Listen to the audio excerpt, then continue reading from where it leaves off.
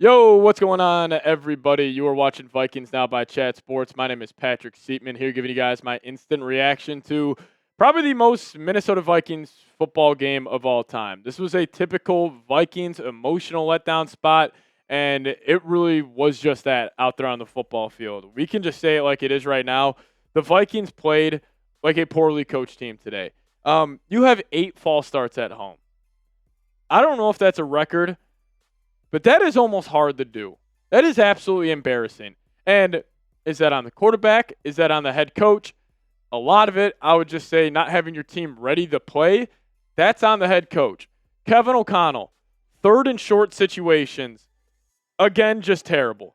He refuses to run the ball in those spots when he has been successful. I mean, listen to this stat.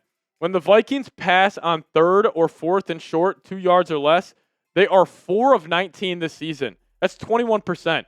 When they run the ball in those situations, they are 10 of 14. That's 71%. And again, people I feel like are scared to criticize Kevin O'Connell because he's coming off a coach of the year. I still believe he is a good head coach in the NFL, but he sometimes just has these games where it is just incredibly, incredibly frustrating.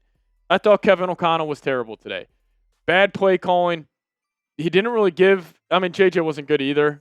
He came out hot early, but he didn't really give JJ too many easy answers. And, the Vikings today on the ground, a little skewed at the end with JJ having that 26-yard scamper, but 18 carries for 120 yards.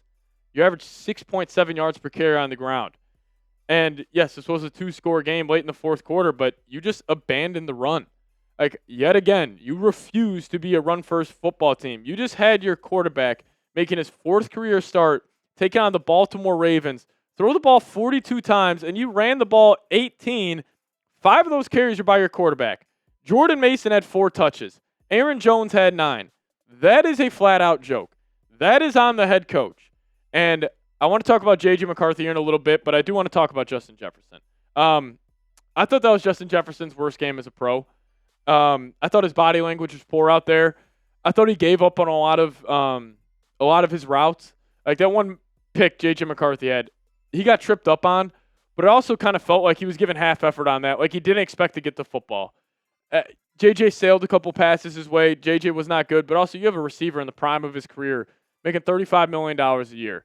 And it almost feels like J.J., talking about Jefferson, is a little frustrated with this organization. And I thought his body language was terrible. Didn't really give max effort throughout the entire game, and it was just disappointing to see my favorite football player, possibly all time, play like that. And he was bad today. And when you have your best player on your team, Justin Jefferson, and you have your head coach play bad, and then you got this young quarterback making his 4th career start who clearly got inaccurate, especially in the second half of that game, and you have the false starts, you have 3 turnovers. Yeah, I mean, there's just no chance you win that football game. That's why even like late in the game when the Vikings kept on making it close, they kept on battling. Like I will give the defense credit on the second half of today's show. They, did their damn thing, especially Andrew Van Ginkel. But you're not going to win many football games when you're playing a Super Bowl contender that's fully healthy. 3 turnovers, 8 false starts at home. I mean, total penalties, I think 12 or 13 penalties for 102 yards. And you have your best player having a piss poor game. It's overall really bad today. I thought Kevin O'Connell, the play calling is bad. Short yardage situation, again, still is an issue. And, you had good performances from other guys. Like, I thought Speedy Naylor, he kept the game alive with that one 4th down catch and that 162-yard catch on the first drive of the game. But, it was just bad. You run 61 plays today. You average 6 yards per play. You're averaging 6.5 yards per carry on the ground. Like, I just don't get Kevin O'Connell sometimes. And it is going to be incredibly frustrating to hear him talk at the press conference after the game because, like, I chalk up, like, pie chart of blame, 50% to KOC. Got to give 25% for your best player. Jefferson, I thought he was bad. And then, JJ obviously gets some blame here. It's not like he was good. But also, you didn't really give him any opportunity. It was just a really bad game, man. Like honestly, and maybe I'm being too prisoner of the moment right now, but that was really one of the more frustrating games I've watched being a fan. Because you came out in the first half, like the first 2 drives, you force a 3 and out, and then JJ, he has an unreal throw on 3rd and third and 6 to Jefferson. He has that deep play, the speedy. You run the ball on the goal line. Aaron Jones runs it in. And then the second half, that started that second half. Aaron Jones goes for 17. You pick up another first down, and it's 3rd and 1. KOC's trying to take the top off the defense, and Jefferson stops running the route, and from that moment, it was over. It was over on that play call. That 3rd and 1, just run the ball. You've been running the ball well all game. Just turn around, hand it off to the back. If you get stopped in the backfield, okay, but it almost feels like Kevin O'Connell. He would rather just say, hey, you know what? We didn't pick it up because I was taking a shot down the field, instead of saying, hey, we didn't pick it up because I tried to keep the ball on the ground. I just thought a terrible game from him. 13 penalties, 8 false starts at home. That's on the head coach. I thought it was bad. And listen, if you guys want to rip the 22-year-old quarterback, listen, quarterbacks are going to get all the praise when they win, and they should get some blame when they lose. JJ wasn't good today. That was his 4th career start. I'm going to put more blame on the guy who's in the prime of his career in Justin Jefferson, and the coach that won Coach of the Year last year. He hasn't been good this season. Just call it like it is. I don't know if he's figured out, but it is just incredibly depressing. I do want to give the defense some love here in a second, but I got to tell you guys about today's sponsor. That is Prize Picks. Now, the hard-hitting football action is even better with Prize Picks. The weather might be changing, but the feeling of being right never gets old. So keep the season rolling on Prize Picks by getting $50 instantly in lineups when you play your first $5. Prize Picks is the only app that offers stacks, meaning you can pick up to the same player up to 3 times in the same lineup. Want to pick more on Josh Allen's pass yards, rush yards, and touchdowns? Well, now you can't pick all of them in the same lineup, only on Prize Picks. You guys can also follow other Prize Picks players directly on the app. Copy their lineups in just one click, whether it's a friend, a celebrity partner, or just someone whose picks you like. Hit that follow button and check out every lineup they create in the new feed tab on Prize Picks. So download the Prize Picks app today. Plug in that promo code CLNS. Get hooked up with $50 in lineups after you play your first $5 lineup. That's code CLNS to get $50 in lineups after you play your first $5 lineup. But shout out to Prize Picks for sponsoring today's show. Prize Picks, it's good to be right. Do want to get a lot of love to the defense today because that's the only reason you were in this game. I thought Andrew Van Ginkel was absolutely fantastic. He was all over the football field.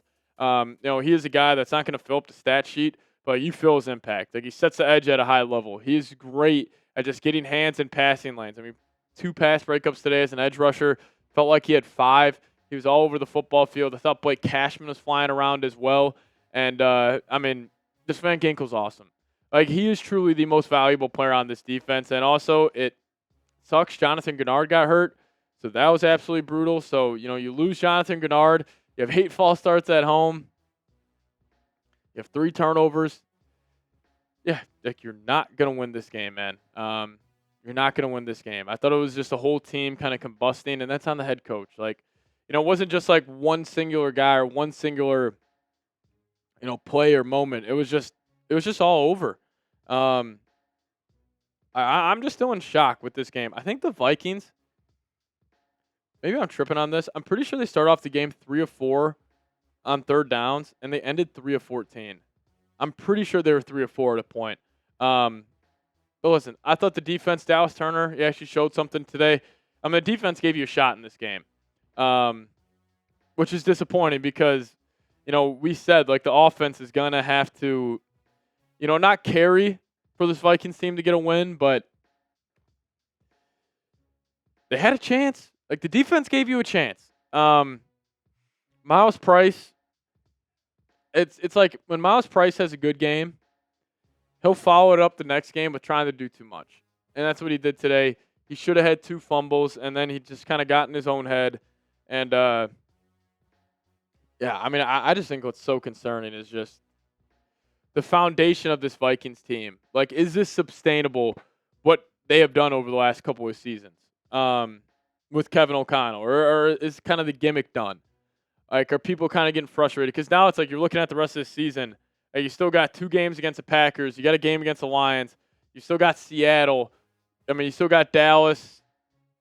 Washington's probably not that good. Giants aren't that good, but probably going to be without Jonathan Gennard for a pretty damn long time. And, it's just a very, very sad loss. And it was just the most Vikings emotional letdown game possible. And it's so fun. Like this team, no matter who the head coach is, whether it's Leslie Frazier, Brad Childress, Mike Zimmer, no matter who it is, like it's still just all the same. Like when you go beat a team like the Lions when nobody thinks you can win, and then the next week you got the Ravens at home, you're playing good in the first half, then you just shoot yourself in the foot over and over again. I just sometimes hate being a Vikings fan because I love this team so much, and I don't know why I get my hopes up. And yeah, it's just the season's.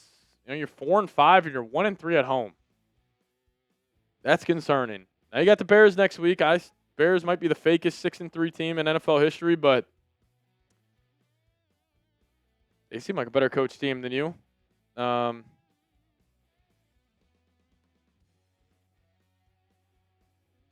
We'll see. I mean, the Bears are also 6-1 in their last 7 games. They win football games. I don't know. All right. If you guys made it to the end of today's show, we appreciate all of you guys for tuning in. Very, very bad loss. This one really hurt. Yeah, that's really all I got to say about it. So if you guys made it to the end, hit me with those skulls down below in the comment section. Appreciate all of you guys for tuning in. And we'll get on out of here. As always, Skol Vikes.